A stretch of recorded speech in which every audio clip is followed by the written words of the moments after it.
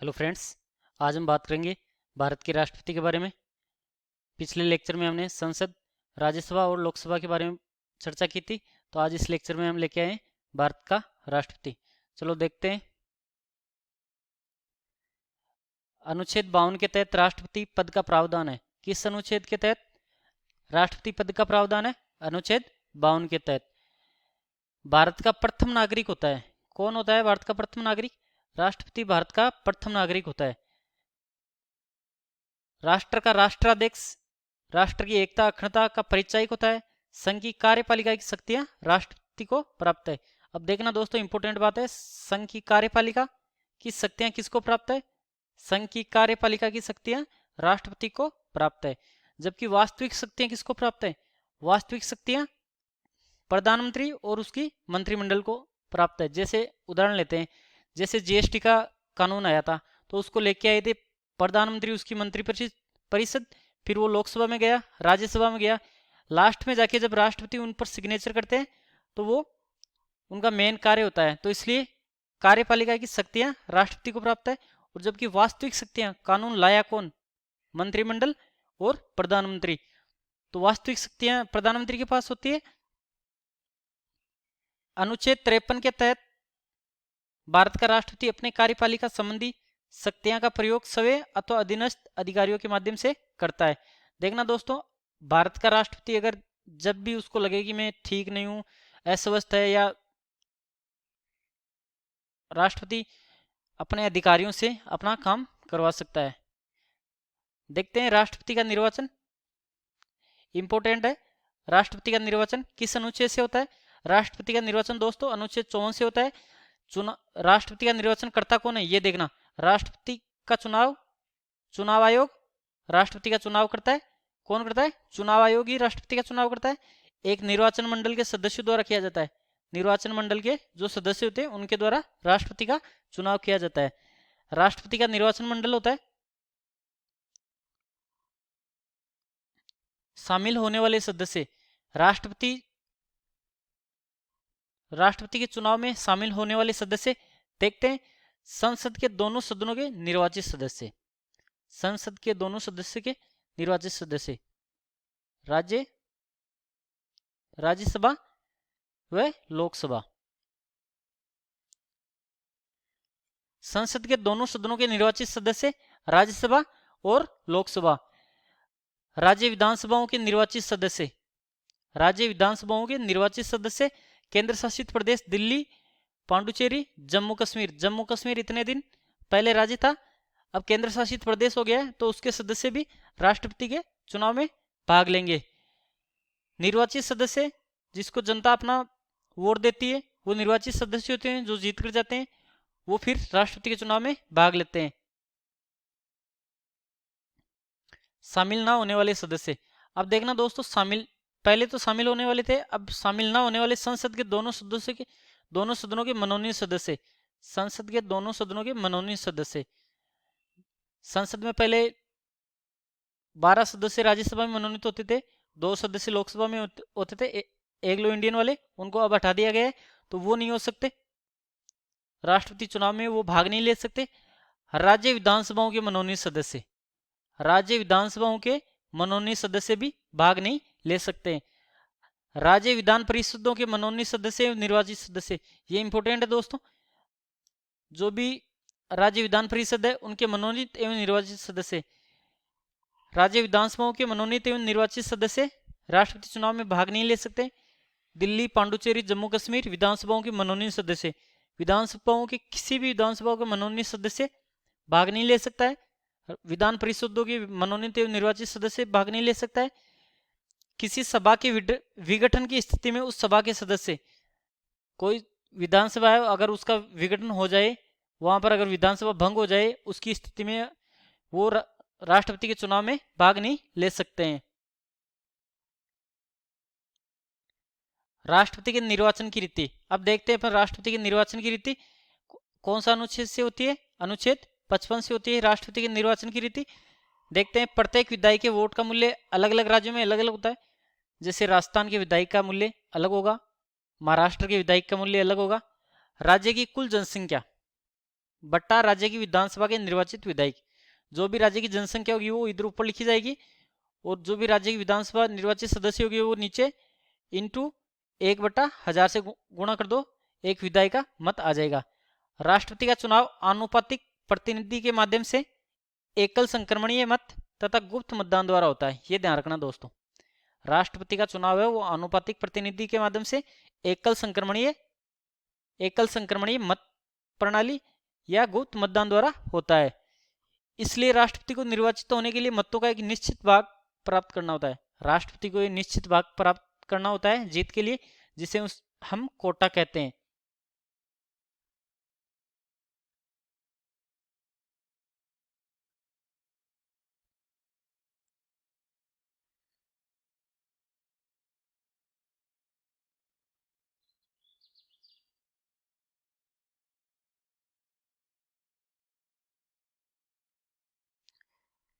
राष्ट्रपति चुनाव से संबंधित विवाद, राष्ट्रपति चुनाव से संबंधित विवाद उच्चतम न्यायालय द्वारा ही निपटाया जाता है। राष्ट्रपति चुनाव से संबंधित जो भी विवाद होगा वो सर्वोच्च न्यायालय या उच्चतम न्यायालय द्वारा ही निपटाया जाता है। सर्वोच्च न्यायालय का निर्णय अंतिम होता है। सुप्रीम कोर्ट ने जो बोल दिया उसका निर्णय अंतिम होता है। उच्चतम न्यायालय द्वारा किसी व्यक्ति की राष्ट्रपति के रूप में नियुक्ति को अवैध घोषित किया जाता है तो उस उच्चतम न्यायालय की घोषणा से पूर्व उनके द्वारा किए गए कार्य अवैध नहीं माने जाएंगे। अगर उच्चतम न्यायालय किसी व्यक्ति को अवैध घोषित कर देता है, राष्ट्रपति के रूप में किसी व्यक्ति की नियुक्ति को अवैध घोषित कर देता है, तो उस राष्ट्रपति द्वारा पूर्व किए गए कार्य उसके अवैध नहीं माने जाएंगे।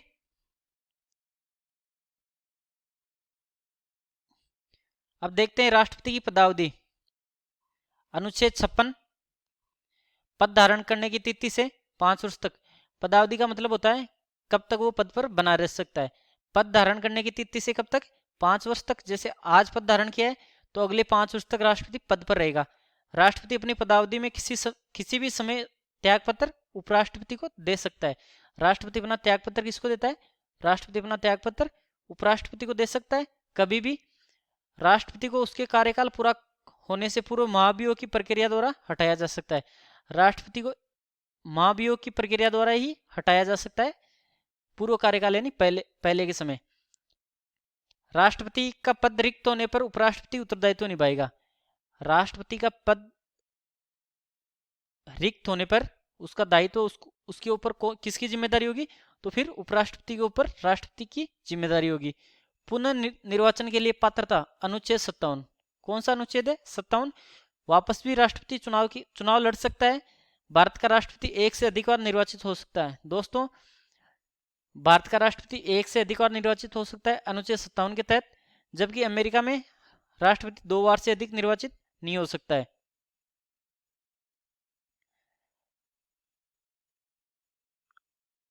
रहता है अनुच्छेद 58, भारत का नागरिक हो, राष्ट्रपति होने के लिए उसको पहले भारत का नागरिक होना चाहिए। उसकी योग्यता, उसकी आयु 35 वर्ष पार होनी चाहिए। राष्ट्रपति की लोकसभा सदस्य निर्वाचित होने की योग्यता रखता हो, लोकसभा सदस्य निर्वाचित होने की योग्यता रखता हो राष्ट्रपति बनने के लिए। सार्वजनिक लाभ पद पर नहीं होना चाहिए, सार्वजनिक लाभ पद पर नहीं होना चाहिए। राष्ट्रपति चुनाव नामांकन के लिए कम से कम 50 प्रस्तावक, कितने प्रस्तावक? 50 प्रस्तावक और 50 अनुमोदक होने चाहिए, नहीं तो वो खड़े नहीं हो सकते, अन्यथा अपनी उम्मीदवारी खो देगा, यहाँ खो देगा। अब देखते हैं शर्तें, राष्ट्रपति पद के लिए क्या शर्तें हैं। अनुच्छेद 59, उसको अन्य सदस्य छोड़नी होगी। जैसे राष्ट्रपति अगर पद के लिए खड़ा हो रहा है तो कहीं राज्यसभा में सांसद है, कहीं लोकसभा का सांसद है या किसी विधानसभा का एमएलए, तो उसको वो पद छोड़ना पड़ेगा। कोई लाभ पद धारण नहीं करेगा, राष्ट्रपति कोई भी लाभ पद धारण नहीं कर सकता है, तो उसको भी छोड़ना पड़ेगा। राष्ट्रपति को आधिकारिक आवास उपलब्ध होगा, गवर्नमेंट द्वारा, संसद द्वारा राष्ट्रपति को आधिकारिक आवास दिया जाएगा, मेडिकल दी जाएगी, वाहन दिया जाएगा, सारी फैसिलिटीज राष्ट्रपति को उपलब्ध होता है, और राष्ट्रपति भवन भी राष्ट्रपति को ही उपलब्ध होता है। राष्ट्रपति को संसद द्वारा निर्धारित उपलब्धियों में भत्ते प्राप्त होंगे। राष्ट्रपति को केंद्र सरकार, संसद द्वारा प्राप्त जो भी भत्ते हैं, वेतन, सब कुछ प्राप्त होंगे। उनकी उपलब्धियों और भत्तों को पदावधि के दौरान कम नहीं किया जा सकता है। राष्ट्रपति का वेतन, उनके भत्ते और उनकी सुविधाओं को किसी प्रकार से पदावधि के दौरान कम नहीं किया जा सकता है। अब देखते हैं शपथ दोस्तों। राष्ट्रपति शपथ लेते हैं अनुच्छेद 60 से। किस अनुच्छेद से शपथ लेते हैं? अनुच्छेद 60 से। उच्चतम न्यायालय के मुख्य न्यायाधीश द्वारा राष्ट्रपति को शपथ दिलाई जाती है। इंपॉर्टेंट है दोस्तों, राष्ट्रपति को शपथ को दिलाता है? मुख्य न्यायाधीश दिलाता है। सर्वोच्च न्यायालय का मुख्य न्यायाधीश राष्ट्रपति को शपथ दिलाता है। जब अगर मुख्य न्यायाधीश नहीं हो, अनुपस्थित हो, तो वरिष्ठ न्यायाधीश राष्ट्रपति को शपथ दिलाता है। अब देखते हैं आगे राष्ट्रपति पर महाभियोग। राष्ट्रपति पर महाभियोग किस अनुच्छेद से लगता है दोस्तों? 61 अनुच्छेद से लगता है। राष्ट्रपति द्वारा संविधान का अतिक्रमण करने पर संसद यह कर सकती है कि वह महाभियोग की प्रक्रिया द्वारा राष्ट्रपति को हटा दे। राष्ट्रपति संविधान का अतिक्रमण कर रहा है तो उसको संसद को हटाने का अधिकार है अनुच्छेद 61 के तहत। महाभियोग संबंधी आरोप किसी भी सदन में लगाए जा सकते हैं। महाभियोग संबंधी अगर राष्ट्रपति पर महाभियोग लाना है तो राज्यसभा में भी लगाए जा सकते हैं और लोकसभा में भी लगाए जा सकते हैं। लेकिन राष्ट्रपति को क्या करना है? 14 दिन पहले नोटिस देना पड़ेगा। कोई सा भी अगर सदन लाए तो 14 दिन पहले राष्ट्रपति को नोटिस देना होता है। कुल सदस्य संख्या कम से कम, जो सदन में सदस्य संख्या है उनका 1/4 सदस्यों के हस्ताक्षरित होने चाहिए और फिर राष्ट्रपति को सूचना देनी चाहिए। दूसरे सदन में इन आरोपों को सही पाया जाता है। अगर दूसरे सदन में राष्ट्रपति पर लगाए गए आरोप सही पाए जाते हैं तो उस सदन की कुल संख्या 2/3 बहुमत से प्रस्ताव पारित कर दिया जाता है। तो राष्ट्रपति को प्रस्ताव पारित होने की तिथि से हटना होगा। महाभियोग एक अर्धन्यायिक प्रक्रिया है। पहला सदन आरोप लगाता है, दूसरा सदन में आरोप सही पाए जाते हैं तो उस सदन की 2/3 बहुमत से प्रस्ताव पारित कर दिया जाता है। तो राष्ट्रपति को हटना होगा उसी तिथि से। महाभियोग कौन सी प्रक्रिया है? इंपॉर्टेंट दोस्तों, महाभियोग एक अर्धन्यायिक प्रक्रिया है। कौन सी प्रक्रिया है? अर्धन्यायिक प्रक्रिया है, इसको ध्यान रखना। महाभियोग में शामिल होने वाले सदस्य, ये भी इंपॉर्टेंट है।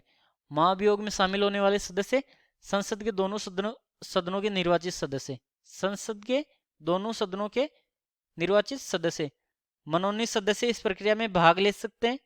संसद के मनोनीत भी ले सकते हैं, निर्वाचित सदस्य भी इस प्रक्रिया में भाग ले सकते हैं। जबकि विधानमंडल निर्वाचित सदस्य भाग नहीं ले सकते। विधानसभा के लोग वोटिंग कर सकते हैं लेकिन महाभियोग में वो भाग नहीं ले सकते हैं। राष्ट्रपति द्वारा नियुक्त किए जाने वाले लोग देखते हैं दोस्तों। राष्ट्रपति द्वारा नियुक्त किए जाने वाले लोग कौन कौन से, किन किन को राष्ट्रपति नियुक्त करता है या शपथ दिलाता है? प्रधानमंत्री को शपथ दिलाता है, नियुक्ति करता है। संघ के मंत्रियों को महान्यायवादी, इसको भी राष्ट्रपति नियुक्त करता है। महानियंत्रण, महालेखा परीक्षक, इनको भी राष्ट्रपति नियुक्त करता है। उच्चतम न्यायालय और उच्च न्यायालय के न्यायाधीश, ये भी इंपॉर्टेंट है दोस्तों। मुख्य चुनाव आयुक्त एवं अन्य चुनाव आयुक्त को भी राष्ट्रपति नियुक्त करता है। ये इंपॉर्टेंट, सबसे इंपॉर्टेंट है संघ लोक सेवा आयोग के अध्यक्ष एवं सदस्य।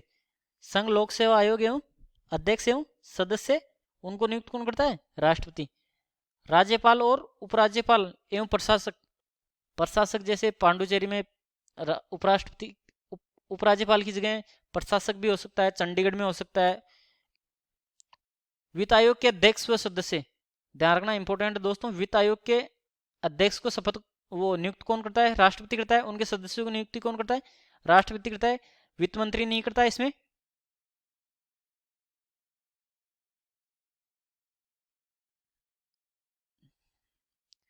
राष्ट्रपति पद की रिक्तता, राष्ट्रपति का पद खाली कब होता है ये देखना है दोस्तों। एक तो कार्यकाल समाप्ति पे 5 साल अगर राष्ट्रपति के पूरे हो जाए तो राष्ट्रपति का पद खाली हो सकता है। राष्ट्रपति बीच में त्याग पत्र देने पर त्यागपत्र उपराष्ट्रपति को देता है। राष्ट्रपति की मृत्यु, बीच कार्यकाल में मृत्यु हो जाए तो पद खाली हो जाता है। महाभियोग द्वारा भी राष्ट्रपति को हटाया जा सकता है निर्वाचन अवैध घोषित होने पर, जबकि निर्वाचन राष्ट्रपति का अवैध हो जाए तो पद खाली हो सकता है। अब देखते हैं दोस्तों राष्ट्रपति की शक्तियां, कार्यकारी शक्तियां। भारत सरकार के शासन से संबंधित कार्य राष्ट्रपति के नाम किए जाते हैं। अगर सरकार को कोई भी शासन से संबंधित कार्य करती है तो वो किसके नाम होंगे? राष्ट्रपति को नाम होंगे, इसलिए राष्ट्रपति को कार्यकारी शक्तियां दी गई है। प्रधानमंत्री की नियुक्ति करता है, प्रधानमंत्री की नियुक्ति कौन करता है? राष्ट्रपति दोस्तों। राष्ट्रीय अंतर्राज्यीय परिषद का गठन करना, राष्ट्रीय अंतर्राज्यीय परिषद का गठन करना, चाहे वो जल के मामले हो, नदियों के मामले हो, उसको राष्ट्रपति गठित करता है। राष्ट्रीय अनुसूचित क्षेत्र तथा अनुसूचित जनजाति क्षेत्रों की प्रशासकीय शक्ति रखता है। जो भी पिछड़े वर्ग के क्षेत्र है उनमें राष्ट्रपति अपने पास शक्ति रखता है। राष्ट्रपति वित्त आयोग का गठन करता है। वित्त आयोग का गठन कौन करता है? वित्त मंत्रालय नहीं करता है, वित्त आयोग का गठन करता है राष्ट्रपति। राष्ट्रपति विभिन्न आयोगों की नियुक्ति करता है। राष्ट्रपति विभिन्न आयोगों की नियुक्ति करता है, जैसे एससी का हो गया, एसटी का हो गया, ओबीसी का हो गया, इनकी नियुक्ति करता है। अब देखते हैं विधायी शक्तियां। राष्ट्रपति की विधायी शक्तियां, राष्ट्रपति संसद की बैठक बुला सकता है। संसद की बैठक कौन बुला सकता है? राष्ट्रपति। लोकसभा विघटन कर सकता है। लोकसभा का विघटन कौन करता है? लोकसभा का विघटन या भंग कौन करता है? राष्ट्रपति। संसद, अब देखना, संसद के संयुक्त अधिवेशन का आह्वान करता है। जब भी संसद का अगर संयुक्त अधिवेशन बुलाना है तो उसको राष्ट्रपति आह्वान करने पर बुलाया जाता है। संसद के दोनों सदनों के सदस्य उसमें शामिल होते हैं। अध्यक्षता करता है लोकसभा का अध्यक्ष। प्रत्येक वर्ष संसद के प्रथम अधिवेशन, जब भी संसद का प्रथम अधिवेशन होता है उसमें राष्ट्रपति संबोधित करते हैं। और जब भी नई सरकार बनती है, नए चुनाव होने के बाद राष्ट्रपति संसद को संबोधित करता है। संसद द्वारा पारित विधेयक को राष्ट्रपति स्वीकृति देता है। जब भी कोई विधेयक संसद द्वारा पारित हो जाता है तो उस पर राष्ट्रपति उसको स्वीकृति देता है, अथवा सुरक्षित रख सकता है, पुनर्विचार के भी लौटा सकता है। धन विधेयक को राष्ट्रपति संसद के पुनर्विचार के लिए नहीं लौटा सकता। धन विधेयक एक ऐसा मामला है जिसको राष्ट्रपति पुनर्विचार के लिए नहीं लौटा सकता, क्योंकि उसमें पहले अनुमति ली जाती है। अनुच्छेद 123 के तहत राष्ट्रपति अध्यादेश जारी करता है। कौन से अनुच्छेद के तहत? अनुच्छेद 123 के तहत राष्ट्रपति अध्यादेश जारी करता है। वित्तीय शक्तियां देखते हैं दोस्तों। धन विधेयक को राष्ट्रपति की पूर्व अनुमति से संसद में पेश किया जाता है, यानी पहले अनुमति ली जाती है राष्ट्रपति से, उसके बाद में पेश किया जाता है। केंद्रीय बजट को संसद के समक्ष रखना। केंद्रीय बजट को संसद के समक्ष कौन रखता है? राष्ट्रपति। अनुदान की कोई मांग उनकी सिफारिश के बिना नहीं की जा सकती। अगर किसी को अनुदान लेना है किसी भी को, तो राष्ट्रपति के बिना संसद में उस पर बहस या नहीं की जा सकती है। राष्ट्रपति की सिफारिश के बाद ही अनुदान की मांग की जाती है। न्यायिक शक्तियां दोस्तों, अनुच्छेद 72 के तहत किसी अपराध के लिए दोष सिद्ध व्यक्ति को राष्ट्रपति दंड, आदेश, निलंबन, प्राणदंड, माफी प्रदान कर सकता है। मृत्युदंड को भी राष्ट्रपति माफ कर सकता है। ये राष्ट्रपति की शक्तियां हैं दोस्तों। सैन्य शक्तियां देखते हैं। सैन्य शक्तियां, भारत का राष्ट्रपति सेना का सर्वोच्च सेनापति होता है। जल, थल और वायु सेना के प्रमुखों की नियुक्ति करता है। इसमें देखना दोस्तों, जल, थल और वायु सेना के प्रमुखों की नियुक्ति कौन करता है? राष्ट्रपति करता है, क्योंकि वो सेना का सर्वोच्च सेनापति होता है। संसद की अनुमति से वह किसी युद्ध की घोषणा करता है। राष्ट्रपति खुद युद्ध की घोषणा नहीं करता है, संसद की अनुमति से राष्ट्रपति संसद की घोषणा करता है या समाप्ति की घोषणा करता है। आपातकालीन शक्तियां देखते हैं दोस्तों। राष्ट्रपति एक ऐसी शक्ति का प्रयोग करने का अधिकार 3 परिस्थितियों में प्रदान है। राष्ट्रपति को 3 स्थितियों में ऐसी शक्ति का प्रयोग करने का अधिकार दिया गया है। राष्ट्रीय आपात, अनुच्छेद 352। राष्ट्रीय आपात में गृह युद्ध, बाह्य आक्रमण, विदेशी युद्ध, इसमें राष्ट्रीय आपातकाल में आते हैं। अनुच्छेद कौन सा है? 352। देखना दोस्तों, राष्ट्रपति शासन, ये देखना बहुत बार लगता है। तो राष्ट्रपति शासन जब किसी राज्य की सरकार गिर जाती है या उसमें कानून व्यवस्था बिल्कुल खराब व्यवस्था हो जाती है तब लगाया जाता है। और किस अनुच्छेद से लगता है? अनुच्छेद 365 से। वित्तीय आपात, वित्तीय आपात अनुच्छेद 360 में जब वित्त की बिल्कुल कमी हो जाती है। वित्तीय आपात भारत में अभी तक एक बार भी नहीं लगा है और ये दोनों लग चुके हैं। वित्तीय आपात की कमी होने से फिर कटौती की जाती है सरकार के कर्मचारियों की। राष्ट्रपति की वीटो शक्ति, ये 3 प्रकार की होती है। अत्यंतिक वीटो नंबर 1 है। इसके अंतर्गत विधेयक को सुरक्षित रखने का अधिकार है। विधेयक को सुरक्षित रखने का अधिकार। अत्यंतिक वीटो, विधेयक को सुरक्षित रख सकता है वो किसमें? अत्यंतिक वीटो में। इसमें राष्ट्रपति विधेयक को अपने पास रख सकता है, विधेयक को सुरक्षित रख सकता है, अपने पास रख सकता है। इसका प्रयोग भारत के अलावा अन्य देशों में भी होता है। इसका प्रयोग भारत के अलावा अन्य देशों में भी होता है। निलंबनकारी वीटो। निलंबनकारी वीटो निलंबनकारी वीटो राष्ट्रपति के पास भेजा गया विधेयक राष्ट्रपति द्वारा संसद को पुनर्विचार हेतु वापस भेजा जाता है। ये देखना दोस्तों, जब कोई विधेयक राष्ट्रपति के पास संसद द्वारा भेजा जाता है तो राष्ट्रपति उसको वापस भेजा जा सकता है। यदि विधेयक को संसद पुनर्विचार करने के बाद राष्ट्रपति के पास वापस भेजती है तो राष्ट्रपति को स्वीकृति देनी होगी। राष्ट्रपति एक बार विधेयक को भेज सकता है निलंबनकारी वीटो में, दूसरी बार अगर उस पर संसद विचार करके सोच समझ के वापस पारित कर दे तो उसको राष्ट्रपति को स्वीकृति देनी ही पड़ेगी। इसका प्रयोग राष्ट्रपति स्वामी वेंकटरमण ने किया था। कब किया था? संसद सदस्यों के बिल, उसमें वेतन भत्ते बढ़ाने की मांग हुई थी, उसमें किया था 1991 है, करेक्ट देखना पड़ेगा एक बार बस। पॉकेट वीटो राष्ट्रपति विधेयक को अपने पास ही रखे। राष्ट्रपति पॉकेट वीटो में राष्ट्रपति विधेयक को अपने पास ही रख सकता है, अर्थात अपनी सहमति भी दे सकता है, असहमति भी दे सकता है। पॉकेट वीटो का प्रयोग ज्ञानी जैल सिंह ने किया था। किस राष्ट्रपति ने पॉकेट वीटो का प्रयोग किया था? ज्ञानी जैल सिंह ने। कब किया था? किस मामले में? भारतीय डाक बिल में 1984 में। कब? 1984 में किया था। किस मामले में? भारतीय डाक बिल मामले में। अब देखते हैं राष्ट्रपति से संबंधित महत्वपूर्ण अनुच्छेद दोस्तों। राष्ट्रपति से संबंधित महत्वपूर्ण अनुच्छेद, अनुच्छेद 53 संघ की कार्यपालिका की शक्ति। कार्यपालिका की शक्ति किसमें होती है? राष्ट्रपति में होती है दोस्तों। अनुच्छेद कौन सा है? 53। राष्ट्रपति चुनाव का तरीका, अनुच्छेद 55।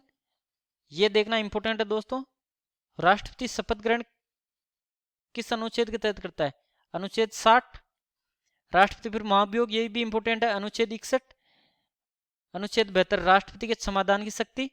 अनुच्छेद 74 मंत्रिपरिषद का राष्ट्रपति को सलाह देना। एक मंत्रिपरिषद होती है, वो राष्ट्रपति को सलाह देती है। अनुच्छेद 111 विधेयकों पर सहमति प्रदान करना। अनुच्छेद 111 कौन सा अनुच्छेद है? विधेयकों भी, जब भी संसद, लोकसभा, राज्यसभा दोनों मिलाकर विधेयक पारित करते हैं तो उस पर सहमति देना राष्ट्रपति का कौन सा अनुच्छेद बनता है? 111 के तहत। 112 वार्षिक वित्तीय विवरण, संसद, संघीय बजट। अनुच्छेद 123 अध्यादेश जारी करने की शक्ति। अनुच्छेद 143 राष्ट्रपति की सर्वोच्च न्यायालय से सलाह लेने की शक्ति। अनुच्छेद 143 राष्ट्रपति सर्वोच्च न्यायालय के, सुप्रीम कोर्ट से सलाह ले सकता है। देखते हैं आगे। भारत के अब तक के राष्ट्रपति 1952 doctor Rajendra Prasad, 1957 doctor Rajendra Prasad, 1962 doctor Radhakrishnan, 1967 Zakir Hussain, 1969 वीवी गिरी, 1976 फखरुद्दीन अली अहमद, 1977 संजीव रेड्डी, 1982 ज्ञानी जैल सिंह, 1987 आर वेंकटरमण, 1992 शंकर दयाल शर्मा, 1997 के आर नारायण, 2002 एपीजे अब्दुल कलाम, 2007 श्रीमती प्रतिभा पाटिल, 2012 प्रणब मुखर्जी,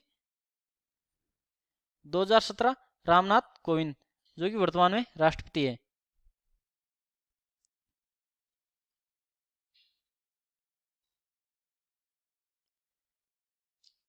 ये इंपॉर्टेंट है दोस्तों।